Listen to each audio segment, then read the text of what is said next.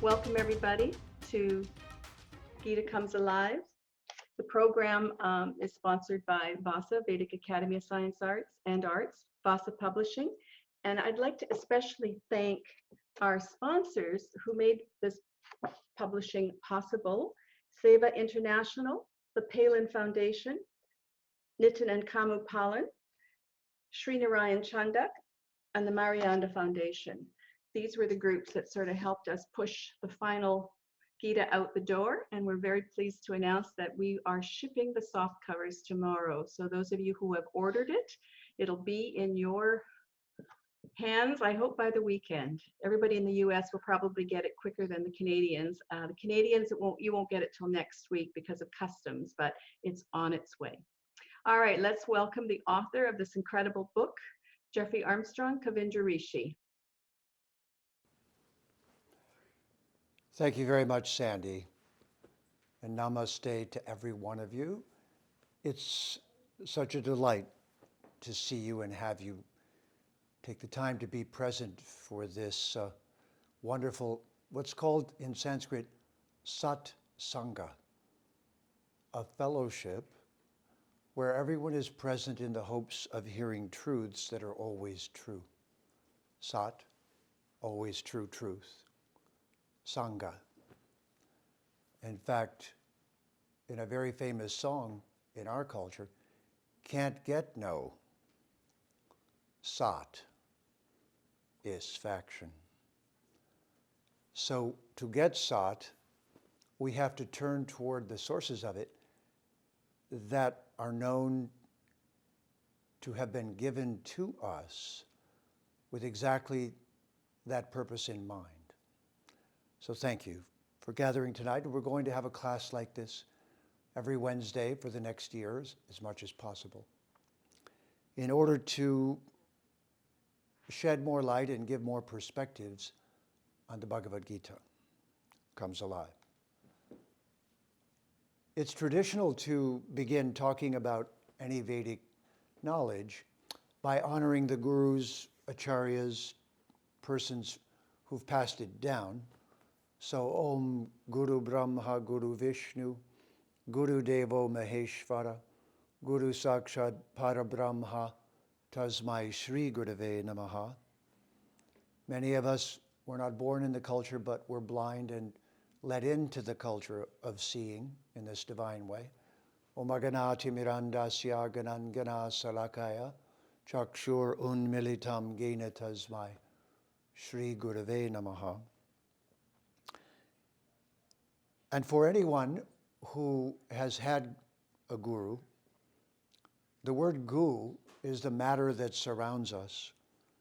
It's actually called in Sanskrit gu, which means it's dark, it's opaque, you can't see through it, and it's different than we are. So you could say we're covered in gu. And ru is the Sanskrit root behind the idea of sunlight and light itself. So guru means gu remover, or rather, one who removes the gu so that the light of our true nature leads us to enlightenment in our perception of everything around us. So the concept behind this Vedic knowledge is that it is a universal body of learning that has been provided to all human beings, not just a group of human beings. It just landed somewhere. But its intention was simply to be useful to all beings, because the Vedic knowledge sees all of us as an immortal being, which explains our dissatisfaction often with being here in matter. It's kind of cramped and crowds in on you and disappoints you and sometimes gives you a lovely experience and sometimes not. So we, on the other hand, are endlessly idealistic, and we want a kind of perfection that we don't find around us. On a good day, we try to bring that about, and on a bad day, it sadly seems missing.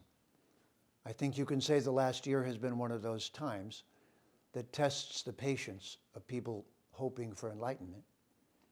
So all the better, in one sense, for the Gita and for any true guru to remove your gu.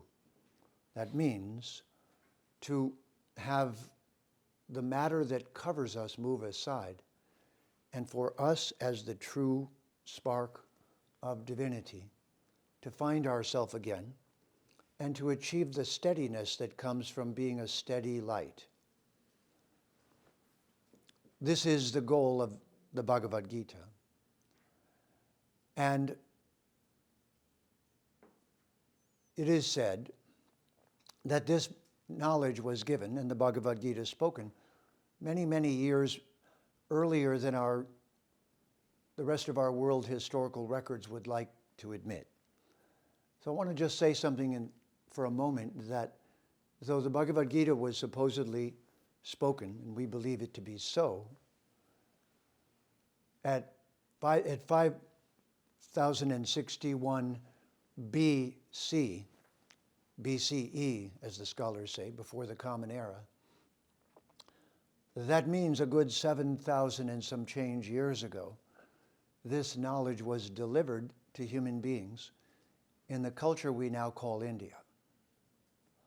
Now, that's not the story that we hear from scientists. That's not the story we hear from various other religions. So I wanted to say this in a very clear way. When I say that there's something they've missed, I'm not being disrespectful to them.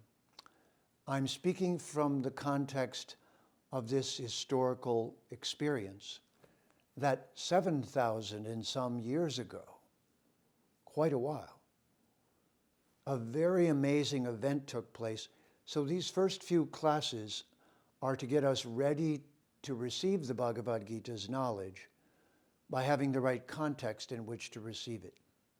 So I'm going to respectfully disagree with the three Abrahamic religions that we're used to and their historical accounts, and say that there's another account, the one where this knowledge comes from, spoken in the most perfect language that exists on our planet, Sanskrit.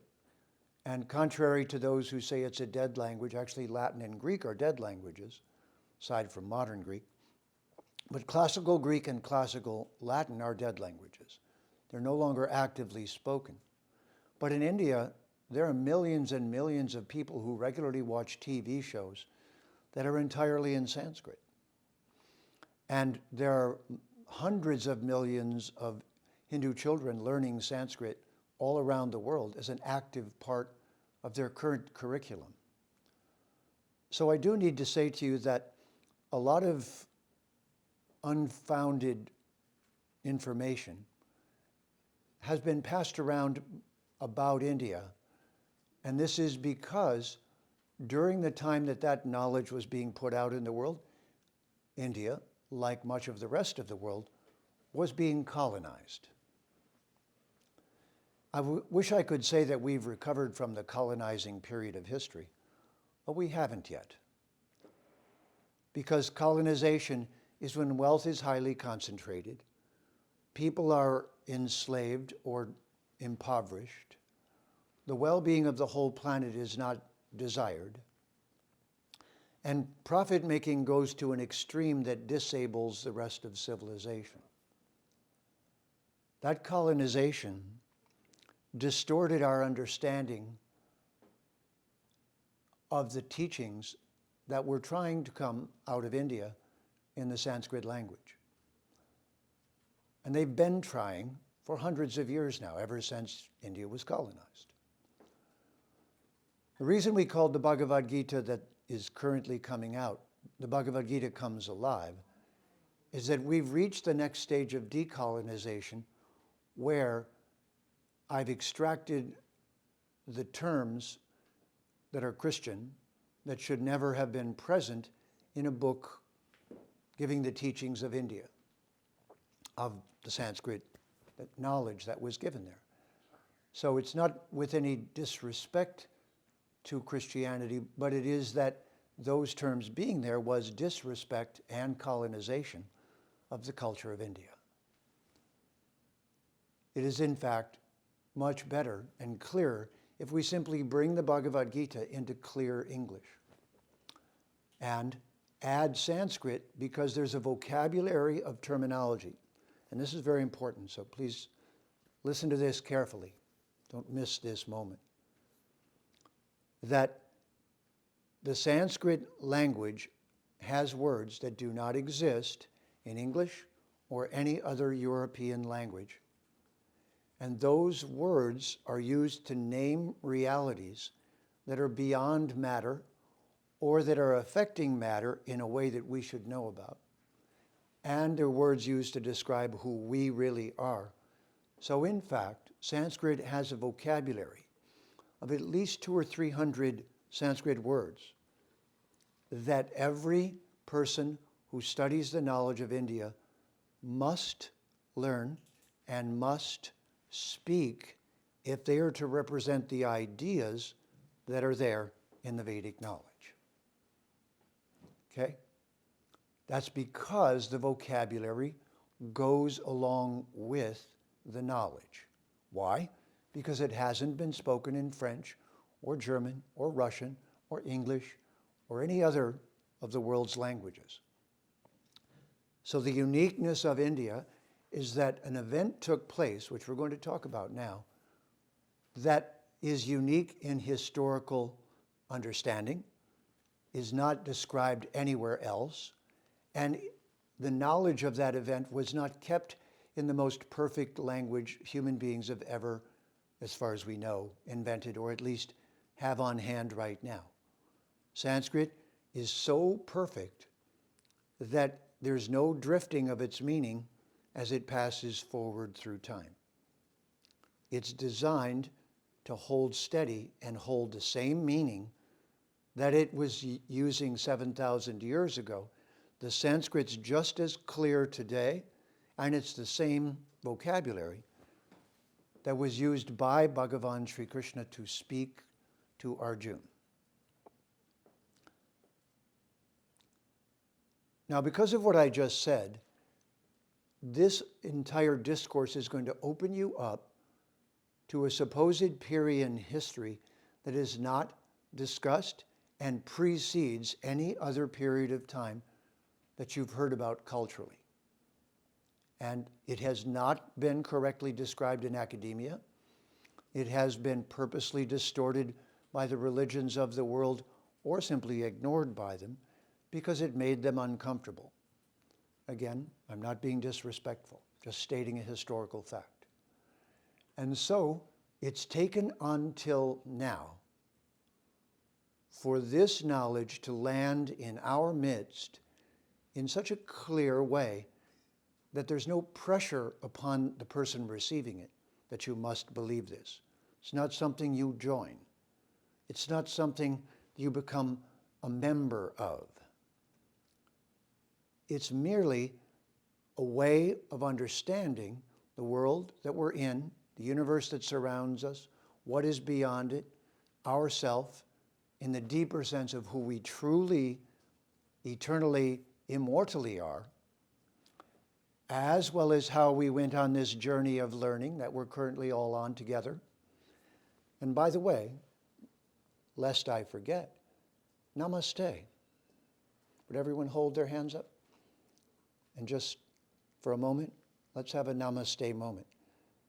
This namaste moment means, see the balance? I'm not falling over one way or the other.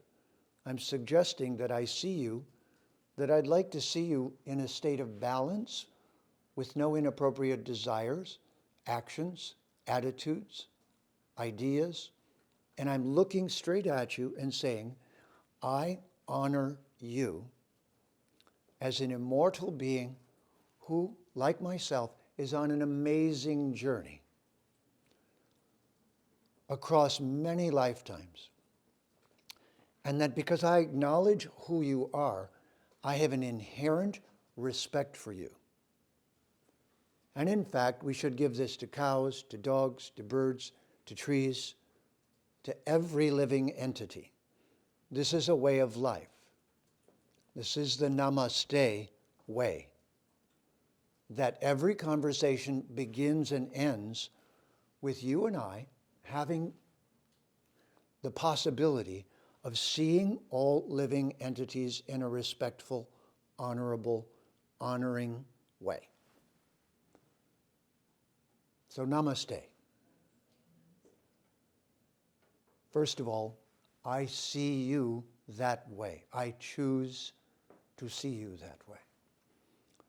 Therefore, what you can be sure is that I will never try to force anything upon you. This is our agreement. This is the Namaste agreement. I will never try to force anything upon you that could be considered a belief or a way of thinking or a way of looking at things. I will not tell you that I'm better than you or worse than you because of my skin color or my body or my history or my language or anything else. I will not claim to have some right over you, to manipulate you, own you, to not treat you with the respect you are due, but rather I'm reaffirming my promise to see you as an immortal being. And in a subtle way, I'm just reminding you too, but not in a coercive way. Just saying to you, you know what? Na, ma, te. It's actually Sanskrit. It means not me, na, ma, te. For that moment, I'm saying it's not about me. It's actually about you. Look at you. Aren't you divine? Aren't you amazing? Because like myself, you've gone on this amazing journey into the darkness of matter on an adventure of our choosing. Not because you're bad or we were bad, not because of something we did wrong, but because we're bold and adventuresome and we're immortal. And we said, you know what? Oh, divine supreme being, please send me to your other realms so I can see the whole of you. I want to have the complete experience, even if it's difficult, even if it's fraught with difficulties. I really want to know all of you. Isn't this a famous song? All of you. That all of you attitude is what we had before we came here. We said to the source of everything, I'm not afraid of you. I know you're beautiful and loving and divine. So I want to know all of you. And the Supreme Being said, really? That's brave. You want to even go see the dark realm? If that's part of you, we said, yes, I do. I want to go and have that experience too. So because this has really not been explained, because the culture of people from India are still a little awkward using English to explain themselves, being immigrants from another culture. It's not easy to assert yourself when you're from somewhere else and you're a guest in their culture. Besides, the Vedic culture, like I said, is not assertive about these truths. It's offering them. It's much more like this, and it's never like this, and it's never like this. It's like this and like this. So because of that, I'm acting sort of as a spokesperson and in a way a living testimonial to the Vedic knowledge that reached me about 50 years ago as I desperately looked around for where the truth was. Honestly, I'll tell you something. I was in a very interesting historical moment. I was watching what I knew to be innocent women, children, elderly, animals, trees, destroyed in a beautiful little country called Vietnam. And I was being asked to join in and to go there and with horrible weapons of destruction, destroy this completely gentle, kind, unassuming, and not dangerous culture. And I'll tell you, in various ways, I simply said, there's got to be another way. I found a way not to do that on purpose, which was divinely arranged. The reason I'm telling you this is that it was a very interesting moment, because right in the midst of deciding I wouldn't harm the innocent for any reason, the Bhagavad Gita came into my hands at that very moment that I was in the midst of that. And as I read it, I could see that Arjuna, the main character, was on the eve of a tremendous battle that he did not want, that was taking place with his family, the last people in the world he wanted to harm, and that he was faced with a moral dilemma of epic proportions, because he was a leader in the civilization at that time. And this was 7,000 years ago. This was when the Bhagavad Gita was spoken. But I, 7,000 years later, obviously had the same problem. What was the problem? Well, let's say that's what we're doing in these first classes, is getting to see the problem before we try to understand if this is the answer. So here's the problem, according to the Vedas. Once we land here, we go unconscious. Think of the matter around us as a kind of mud. In order to get a matter coat, you have to dive down deep into it, and it gives you amnesia. I call it I-am-nesia. Forgetfulness of who I am. Every human being, every animal, every conscious, divine, immortal being that lands in the goo of a planet like ours first goes completely unconscious. And it is just covered in the mud. Can't see out, don't know who they are, no idea. Remember what it was like to be a baby? Literally, goo goo. That's the first word out of the baby's mouth. I'm in the goo. Oh, goo goo gaga. I'm goo goo and I'm gaga because I don't know why the heck I'm in the goo goo. Help. You ever had a baby in your arms? Helpless. It's an amazing experience to bring someone up out of that and then watch them start asking questions. Who am I? Why am I here? Who are you? What is this? What is that? What am I supposed to do? So I would like to present this to you as our existential dilemma. If you've done a little bit of philosophy and literature studies, you understand that this, shortly after and during World War II, became a European philosophical movement that went around the world called existentialism. It means the questions that come about and the dilemmas that come about because I exist here wearing a goo suit. Do you see how confused everyone is? This is simply our vehicle. This is a car. In fact, in Sanskrit, I'll give you a Sanskrit word. This body, made of goo, made of the 5 elements, earth, water, fire, air. Look at it. Water, air, fire, space. All of us are made of those same things. Why don't we see that first?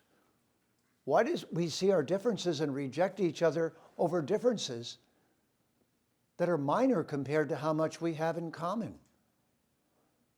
Why weren't we taught that? Why don't we see that namaste vision? And do you notice then, everyone who comes into the goo becomes an amnesiac.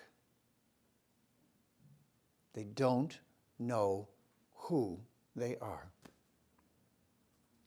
And if they're really paying attention, as they wake up, they have more and more questions, not fewer and fewer.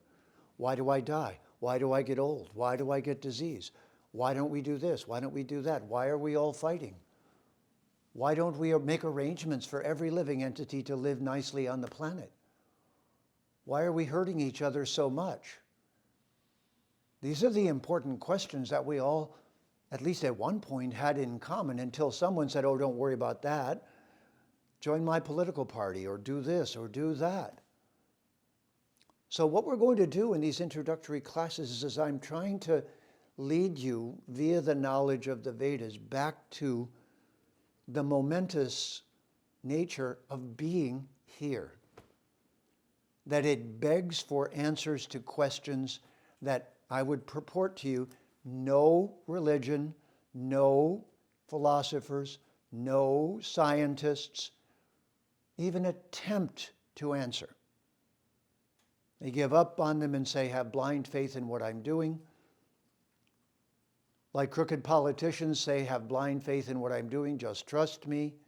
Yes, of course, just trust you, forget my questions. No, ladies and gentlemen, remember your questions. They're your quest. And from your quest and those questions comes curiosity. And you know what that is? It's looking for the cure. To what? Why do I get old? Why do I die? Why was I born? Why do I have old age? Why do I have disease? Why are we all afflicted? Why can't we live together?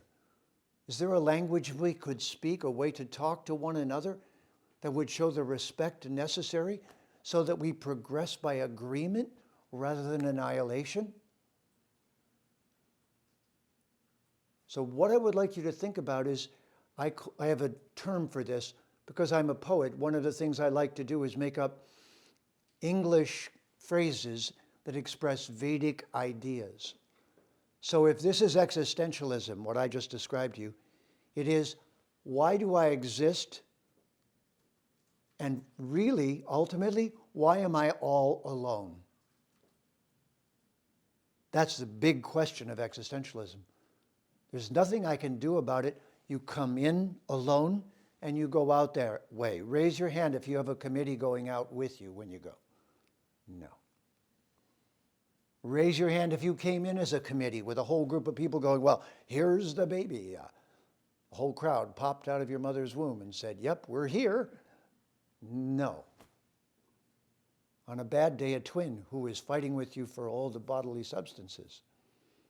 And the fight began in the womb. It's a well-known drama. Existentialism.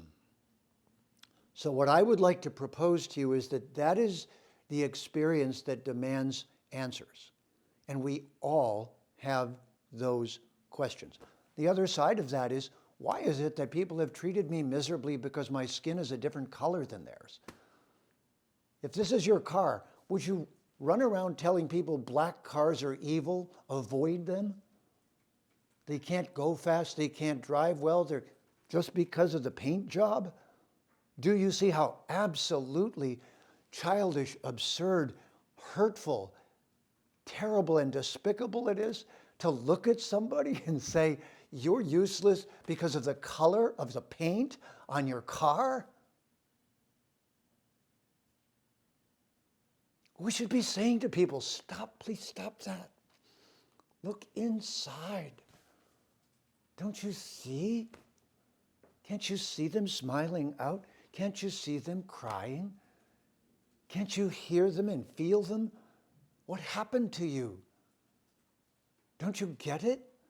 But don't you see the same thing when you look at animals? Don't you look at animals and go, look how gorgeous they are. Look how innocent they are. Look how they play together. I wish I could play like that. Wish we could play like that. There's one thing we learn from animals, it's how to play, how to be honest. Your dog doesn't lie to you. They go, woof, what? To the best of their ability, limited as it may be, they look at you and they're honest. I think that's why so many people like to be with their pets instead of with people. So you can just understand, look how confused we people can become. Now, this is the ultimate existential paradox. So I want to give you the term that I'm about to share with you that I invented after hearing about the Bhagavad Gita 50 years ago. I call it epic existentialism. The philosophers of existentialism all thought there was only one life and wrote accordingly. They were just looking at the problem in one life. Oh, but what if it's millions of lives? What if this is a school? I have a term for it, the university. What if the universe is a university?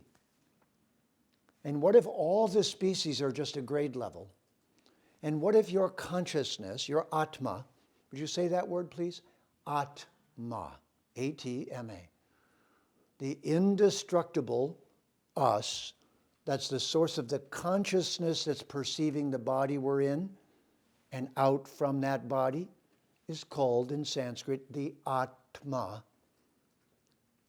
That became atomic in Latin and meant uncuttable. You can't cut it.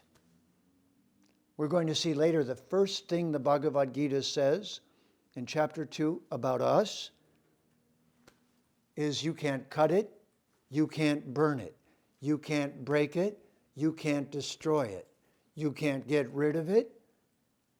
And they're talking about us, the Atma. Each one of us is described in the Bhagavad Gita in existential terminology as indestructible, immortal beings. We are all sat. We cannot be eliminated. Period, full stop. Cannot. There's no end, there's no ceasing. We simply inhabit one body, wear it out, move on, go to another one. And ladies and gentlemen, I call it the universe, a T. We are fellow students in the university of the cosmos we're currently inhabiting according to the Bhagavad Gita, according to the Vedic body of knowledge. So now I want to tell you the Vedic answer to our existential dilemma. Because this is preparation for listening to the Gita and knowing what it's trying to do.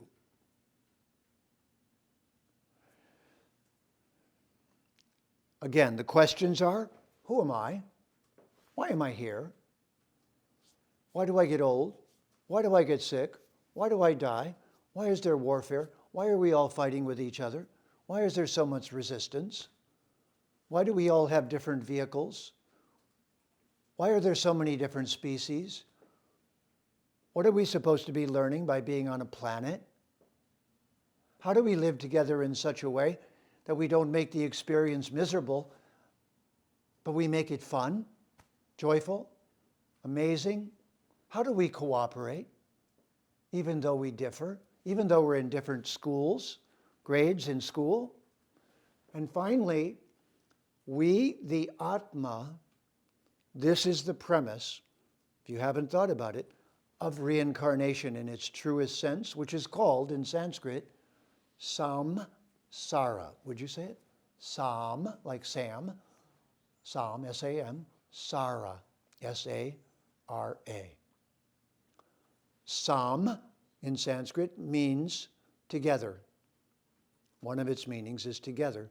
And Sara means swimming. Think of the matter around us as a kind of ocean. And all of us, Atmas, every living entity, ants to people, everyone, whole thing, every one of us is an Atma inhabiting a certain amount of goo in a body, going from grade to grade. And the body you're in is your classroom because it was made by what? Think for a moment. Divine intelligence. You know who my favorite creature is for exemplifying this? We have a hummingbird feeder. We're on the 18th floor of our apartment building here. We have a hummingbird feeder. And every time I see a hummingbird fly up in a 20 or 30 mile an hour wind with beautiful feathers, flutter its wings in midair, like some kind of crazy fiend, stick its beak down into the sugar water and drink that sugar water and then fly off. I tell you, it drives me insane. I want to know who made that feathered airplane. Who made that invention? It's an invention. It's not a bird. Calling it a bird's a way of ignoring the fact that someone invented the body that it's flying in. Some intelligence, some scientist put flesh and feathers together and bones and a beak and put them in a climate that's hardly habitable and said, go drink sugar water. Are you kidding me? Really? Wow. And it's looking me straight in the nose going, got any sugar water?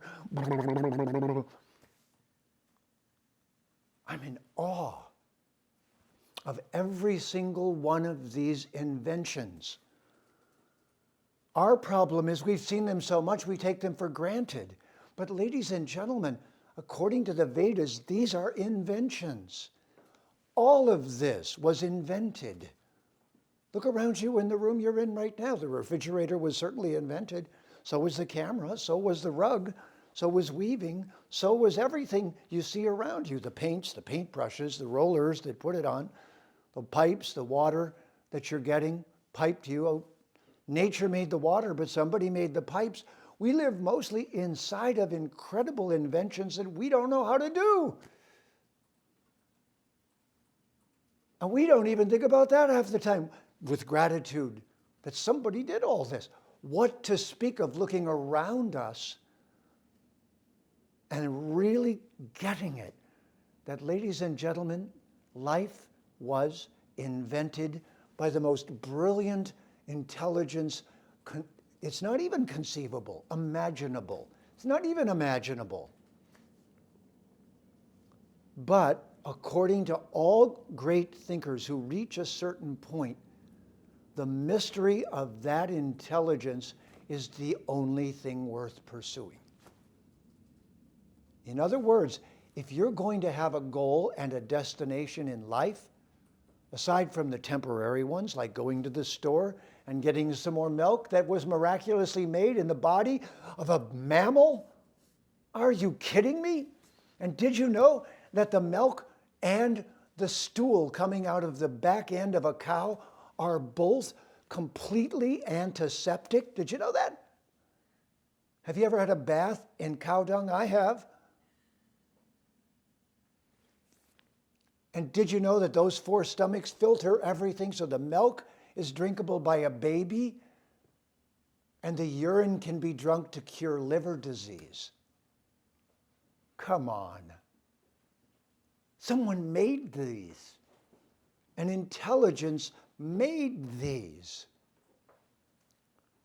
So I don't need a religion. I don't need a church. I don't need a building to go in. I'm inside of the miracle. You're the miracle. I look at you and go, how could it happen? Look at you. Look, another one of those living entities.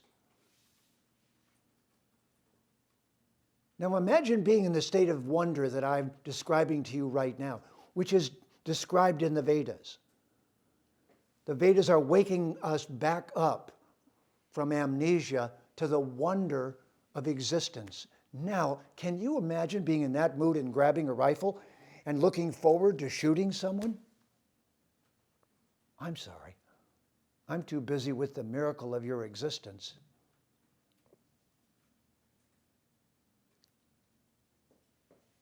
Okay? Now here's the punchline. So, one of two things are true.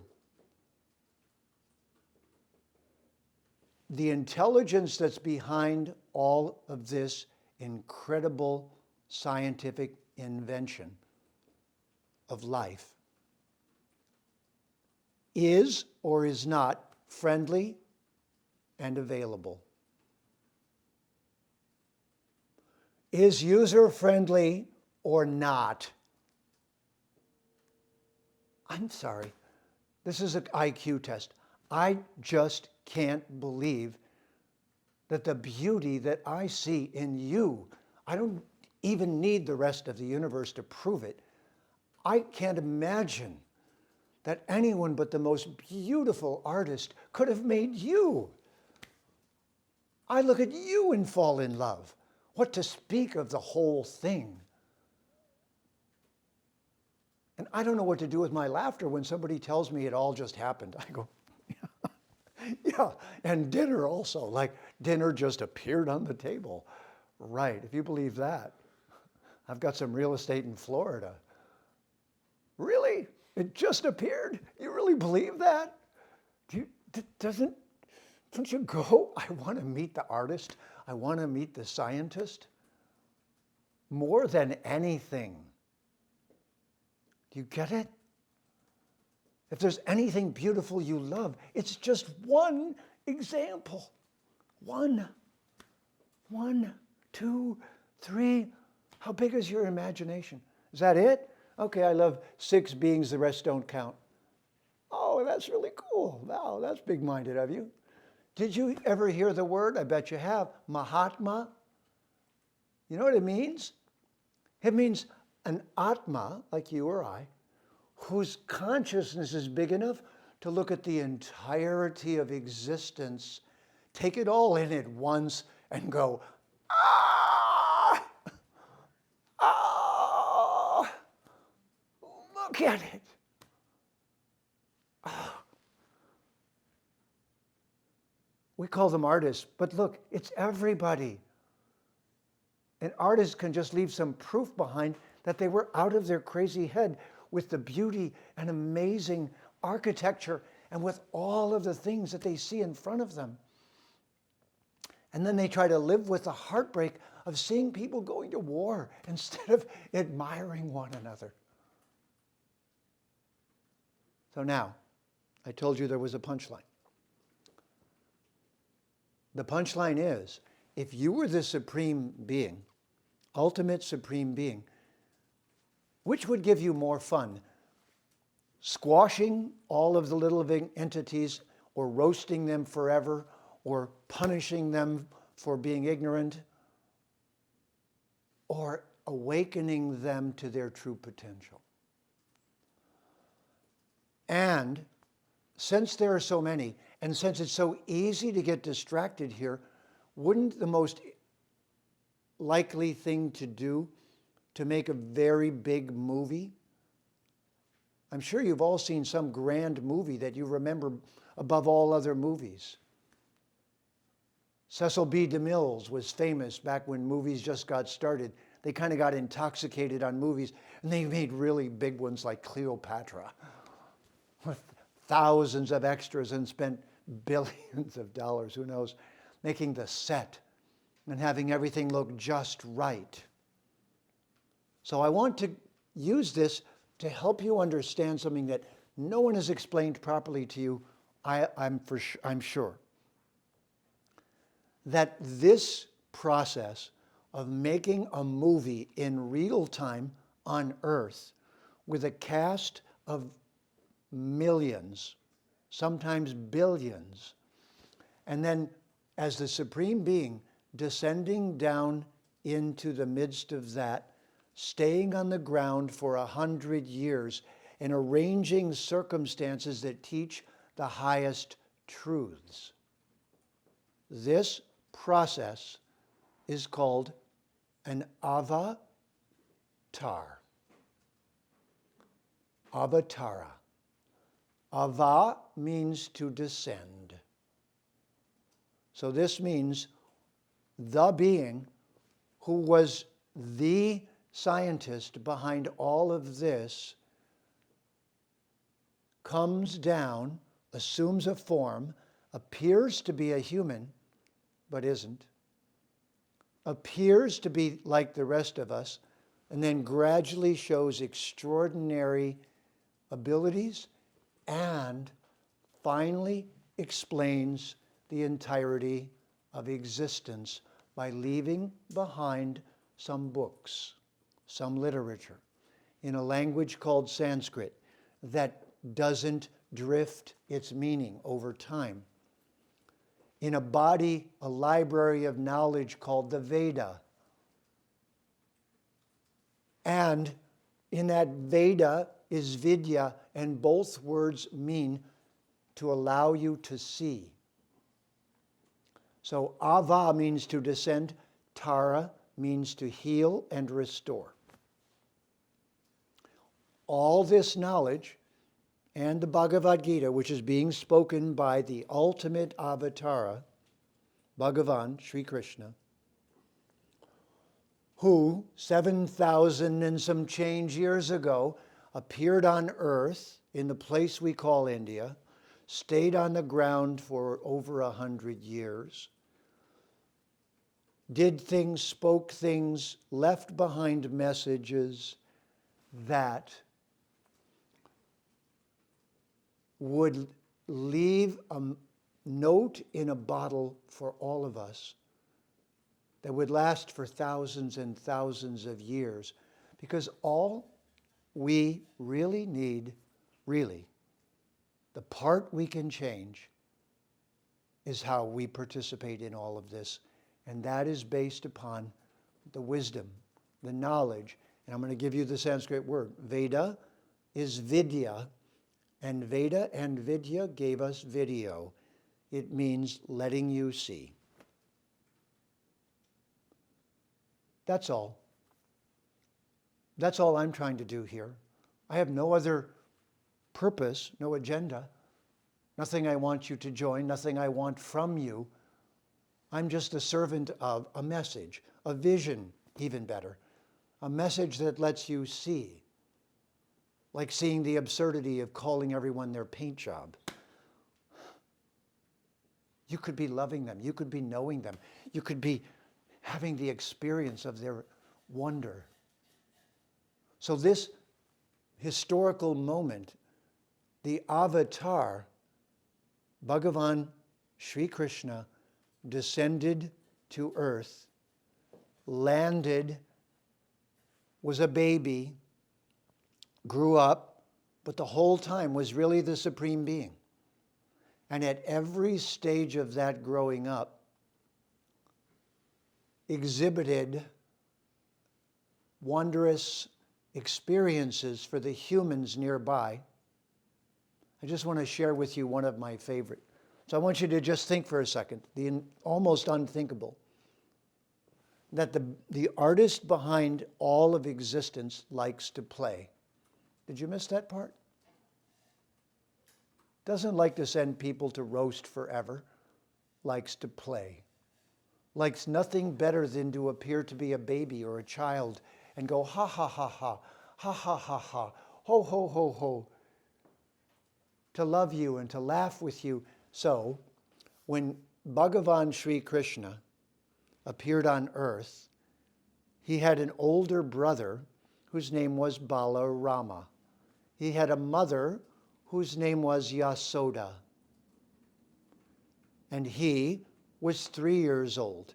His brother Balarama was 4 years old. I want you to just hold this thought. The ultimate reality that created everything, that is the source of all existence, in a playful mood, has come to earth appearing to be a human and planning to stay on the ground for over 100 years and step through all the human activities, but as the Supreme Being. It's called lila. It means games. Playing games with us to teach us. Story goes, Krishna is 3. The source of everything, the infinite being, is 3 years old. Ha ha ha ha ha ha ha. Ho ho ho ho ho ho ho. His older brother, who's all the energies on which everything rests, named Balarama, ha ha ha ha, ho ho ho ho, are playing in the backyard. Balarama, the older brother, comes running in, and their mother, Yasoda's, in the kitchen making them lunch. You're making lunch for the ultimate source of everything. Get it? You're in a female body. You've waited lifetimes for this opportunity. You're making lunch for Bhagavan. And the older brother, Balaram, who's 4 years old, comes running and says, "Mother, mother, Krishna is eating dirt again."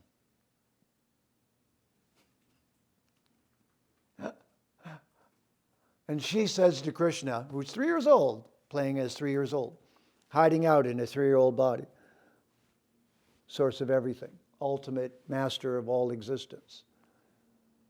And he answers, "No, I'm not eating dirt. You know he's a liar, and he always lies." And he says, "But if you don't believe me, come here and look in my mouth and see if I've been eating dirt."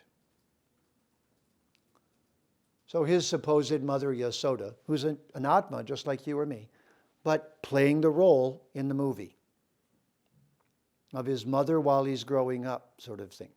Okay? She's an actress. She doesn't know it. Not exactly. But she knows her son is weird. He opens his mouth. She looks inside, and there she sees the entire universe. All the universes, all the galaxies, all the planets, everything. And for a moment, she's just watching the whole thing, and it's inside the mouth of who? Of the source of everything, who's appearing as a 3-year-old in her backyard. And she gets to play mother. It's a lila. It's a game. They're playing. Later on, the game's going to become a conflict in which 8 million people lose their lives but don't die in 18 days in a book called the Mahabharata, where a book called the Bhagavad Gita was spoken. But right now, Krishna's been accused of having a mouthful of dirt. And instead he shows his mother the entirety of galactic existence. Star Trek, eat your heart out. You ain't seen nothing. She looks inside, sees the whole thing, and then a couple seconds later she says, "Oh well, it's time for your lunch." Yes, that's the punchline. Oh well, it's time for your lunch. You see, the religions of the world, the Western philosophers, without ever being given the right context to understand these stories, thought they were a mythology, thought they were primitive, didn't understand the metaphor, didn't want to understand it, didn't take the trouble to understand it. That the source of everything is user-friendly, contrary to popular opinion.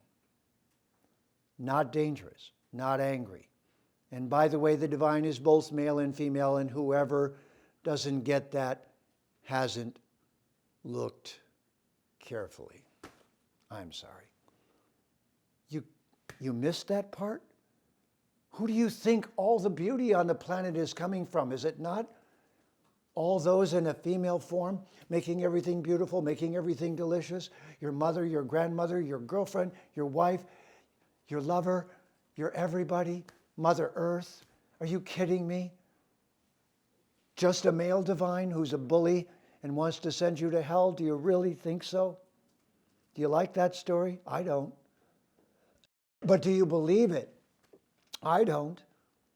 It's not friendly enough. It's not beautiful enough. It's not inclusive enough. It doesn't include everyone. It doesn't end with a happy ending.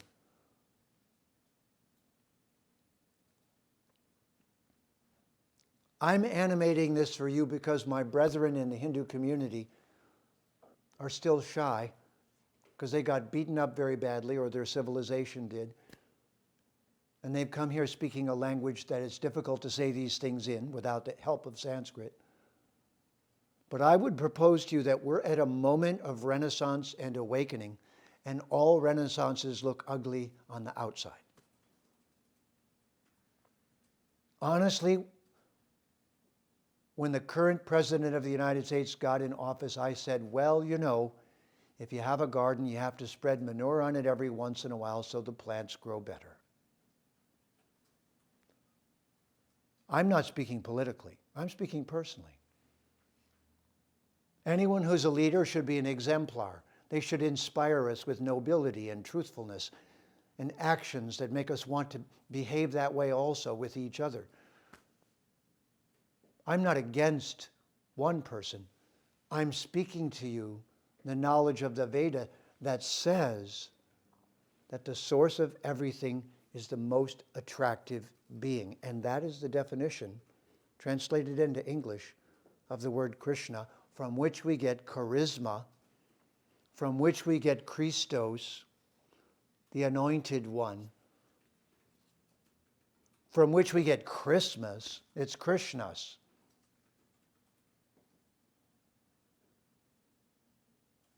Because the source of everything is the most attractive reality.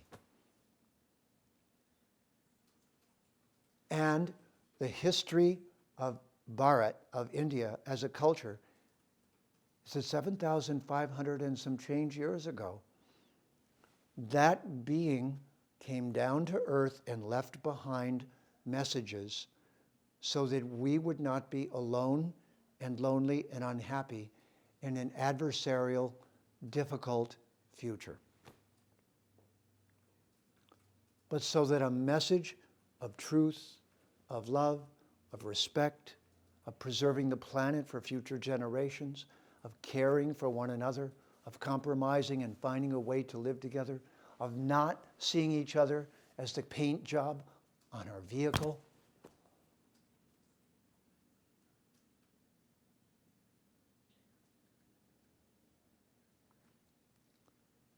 You see, this knowledge is actually supposed to be accompanied by tears.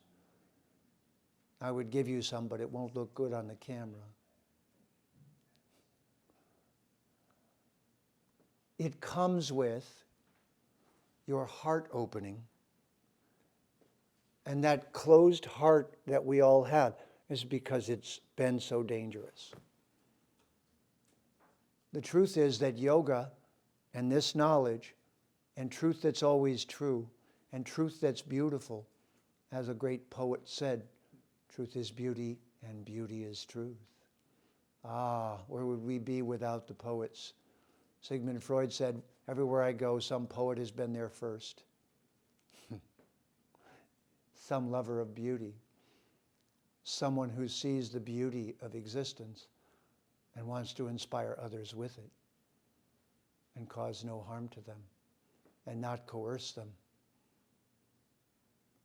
And yet we're going to learn this through what is apparently, and this is the context of the Gita, apparently an interfamilial conflict of epic proportions. So again, I want to represent to you that this is epic existentialism. This knowledge is a medicine that you're supposed to swallow so that the world's crushing, depressing ignorance, violence, and hostility does not crush you.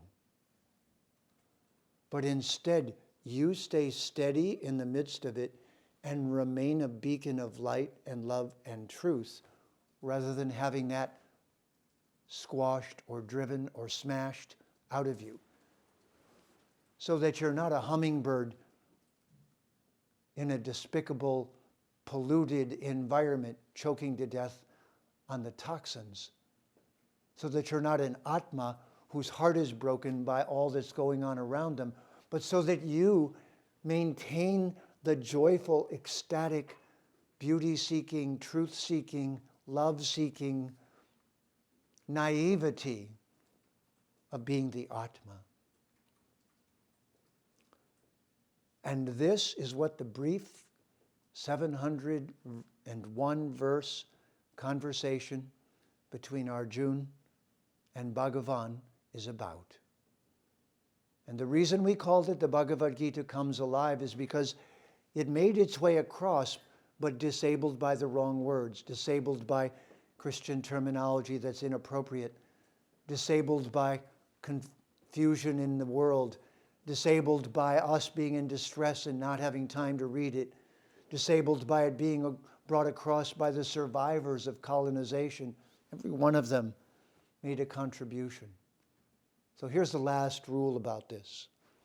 You see, when you give out knowledge that's this epic and large in scope, there are many different ways to interpret it because it's a large body of learning. This is why sometimes you'll hear people say, from India, the ultimate truth is that we're all one. The ultimate truth, no, is that there's something in our heart, it's called Paramatma, that's in everyone's heart. Someone else says, but what about Bhagavan, the source of everything? And we're used to a world where those people should fight against each other in an adversarial mood. But the Vedic way is to say, partially true. At least what you said is true. It may not be the whole of it, because the whole truth is a quite big subject, isn't it? But this is why the Bhagavad Gita is a small conversation packed with everything you need to know. If I can just convey this to you, it isn't that all truth was spoken there. It's that all the truth you need to recover your true nature is spoken there. So you're never again disabled by anything that occurs outside of you or within, because you now are reestablished in your immortal, true, beautiful, divine, atmic being. And you're so certain that that's who you are that you cannot be dislocated from that by World War II, III, IV, V, or VI. By any amount of insanity around you, by any difficult circumstance, you actually become bulletproof. Actually, you are bulletproof. You're the atma. And this is why Bhagavan created an epic story that could not be forgotten. It's the biggest movie ever made. The Mahabharata is 100,000 Sanskrit verses. The Bhagavad Gita is in the Mahabharata. It's a conversation that Bhagavan, the Supreme Being, and Arjuna, his best friend, standing for you and I, they, on the eve of what seems like a battle, a war, Arjuna has a breakdown. Arjuna knows that, and here's the plot, half of his cousins have been trying to kill him since he was quite young. Imagine yourself. Born wealthy beyond most people's understanding, in an extended family, who were leaders in society. And imagine that the history of tradition in your family was to use your wealth for the benefit of everyone, that you were beloved and loved by people because of how well you behaved with all your fortune and how much you helped the world with it. And you're beloved of them for your reputation and history of doing that. And then suddenly this historical moment arises where your cousins, 100 of them as it turns out, it's a big story, not only oppose you, but want to depose you, want to kill you, want to remove you, and want to privatize and despoil and colonize and enslave the world. Do we not come from a time of 400 years of enslavement? I hope you've grasped that. Perhaps your ancestors were some of those who were enslaved. But one way or the other, we're not the body. You should be looking around and going, this has been a dark 400 years.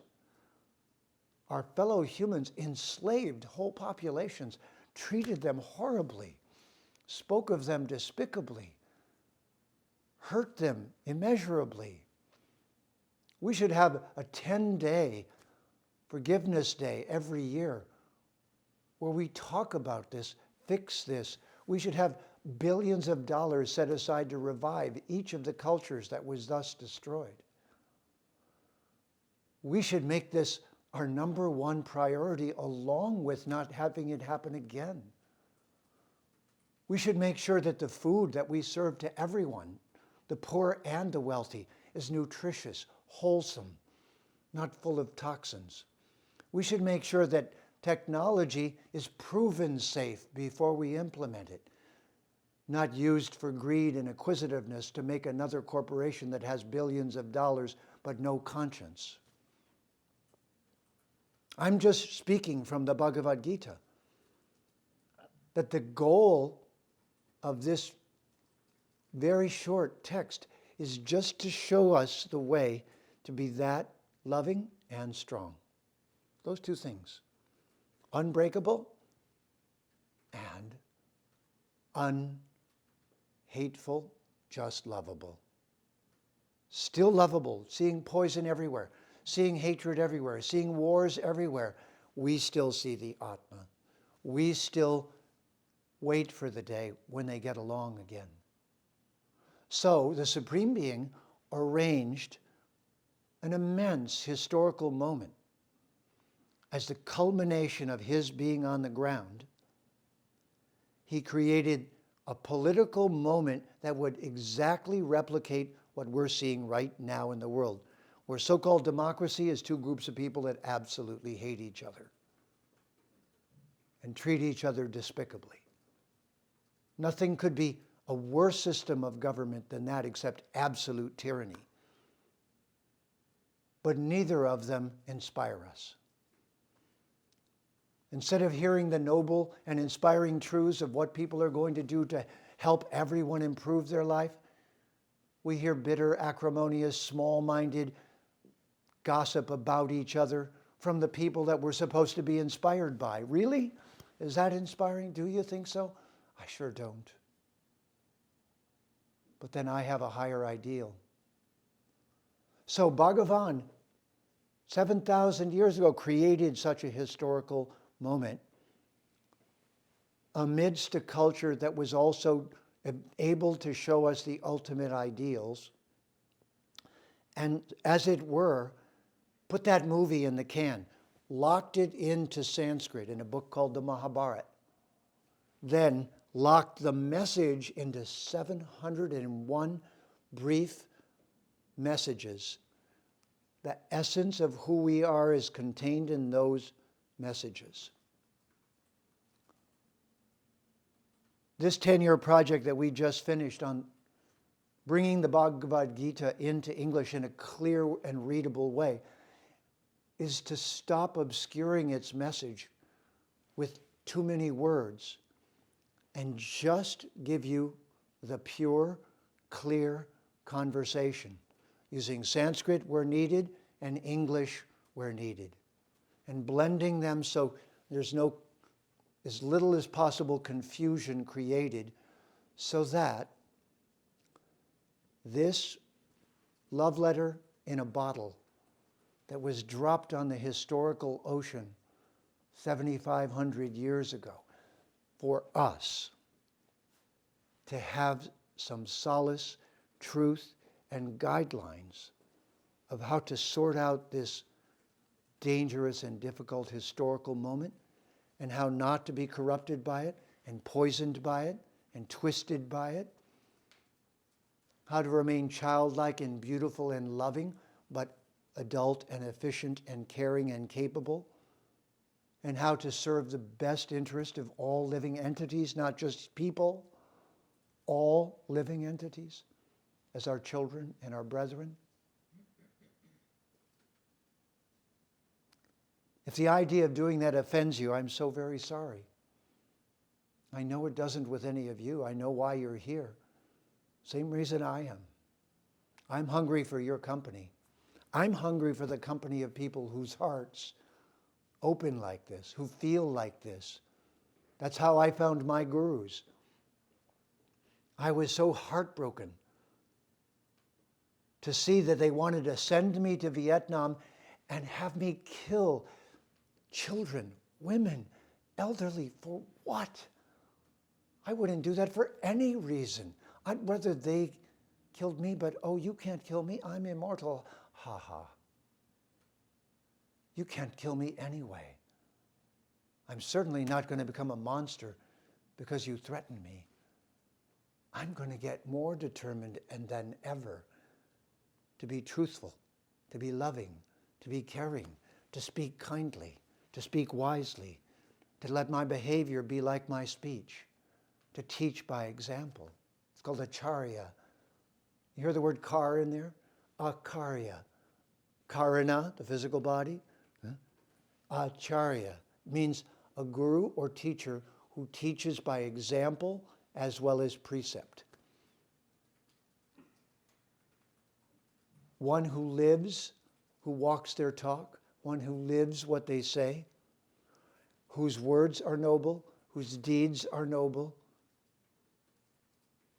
who holds the attitude, the namaste attitude, in the midst of every situation, and looks even at those who are trying to harm them and sees the atma, and yet still, as Arjuna must. You remember the story, if at all. If you haven't heard it yet, please, a friend of mine named Krishna Dharma wrote a beautiful rendition of the Mahabharata. I would highly recommend you to read it in the time we have before the rest of these classes unfold, as well as to get whatever copies of the Bhagavad Gita comes alive, the beautiful paperback, which is just becoming available, the beautiful gilt-edged hardbound version, which is not more than a few weeks away from available, and even the very readable and useful Kindle version, which you can have right now, at least to have the Gita with you at all times, as I do with my Kindle. The real essential nature of this moment is we're being put under pressure to become our best self. You make a diamond by putting coal under pressure. But to do that, there's a process, and that process requires the additional materials present in the Bhagavad Gita. But these moments of historical pressure, just like the 60s when I was raised, that very pressure creates a moment. Someone says, go kill those women and children, and a lot of beautiful people say, I'm not going to do it. And they put flowers in the barrel of the gun of the soldiers and say, you don't want to do that, do you? This is the material world. It goes dark, it comes toward the light. It goes dark, it comes toward the light. But we are beings of light. You get to decide if when everyone else goes in the dark, so do you, or if you don't. You're the Atma. And when the Bhagavad Gita comes alive, when it came alive for me, I can only tell you, I now understood the big picture. I'd already studied all the existential philosophers. I had degrees from university. I'd gotten a degree in psychology, history, comparative religion, philosophy, studied the traditions of the world. There was no more succinct message, more clear understanding than what I've just shared with you. And honestly, there's nothing you can join that will help, except for a little while. Good association always helps. But at the moment that your body is done, in that moment, you will be, and I will be, and we will be the consciousness we have cultivated that lifetime. And that consciousness will go to its next destination. And it will be the sum total of what we do and your state of being that will decide your future. If you let anyone stop you from perfecting you, then you didn't read the Bhagavad Gita carefully enough. But if you understand that you are in charge of you, that from your fingertips to your heart and the core of your being, you're actually in charge of that and no one else is. Unless you let them, then you don't become violent, you become fearless. Instead of a worrier, you become a warrior, but of a different kind. You just know that you're invincible. The beginning of the Bhagavad Gita, we're going to see Arjuna, a powerful warrior beyond our understanding, crying. What else would make it credible? If someone isn't crying because they have to harm people they love, I wouldn't trust them. But as someone who's an unstoppable warrior, who's amazingly powerful, whose even abilities are beyond our understanding, is crying and saying, I'm not going to do it, at least the story is credible. Because this is how we all should be feeling right now. Why is our life so twisted? Can't we stand up and speak clearly in a loving way and say, please let's stop doing this. Let's stop not seeing each other properly. Let's stop speaking to each other harshly and hurtfully. Let's ask questions about the future and how we can live together and love together and feed each other and care for the animals and find a different way to eat and live and be that's not so hurtful and violent, and not have poisons in our food and not have poisons in our words. You may call me an incurable idealist. I confess. I admit it. I began this journey that way at age 13. I woke up and I said, something's terribly wrong. Took me till 23, 10 years to find it. And I found it when I was not in the mood to go harm the innocent, and I looked and found a story about being your truest, best, highest, most beautiful self. So I have dedicated the last 50 years to this, and with my beautiful partner, Sandi, the last 10, to just bringing clarity to this message. There's no sectarian agenda. You may do with it as you like, because you are an individual. No one should be in charge of that, but I want to tell you honestly, having a guru is placing yourself in the loving arms of someone you can trust that much. Don't do it until you can. Don't do it until you feel it. And when you do it, what do you do? What do they ask of you?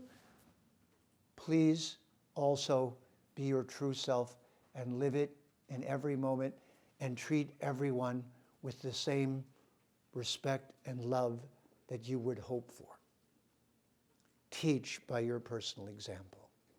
Follow Arjuna, Draupadi, Bhagavan, and the Bhagavad Gita as they lead us into knowing of our immortal self and how to go on this epic existential journey throughout the vastness of the goo of the material realms with honor,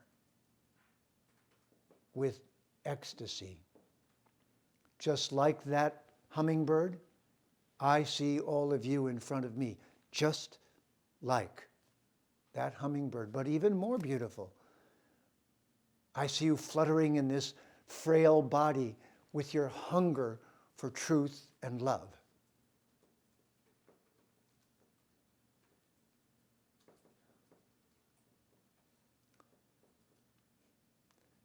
So, to speak quite frankly, I've designed this moment so I could have your association.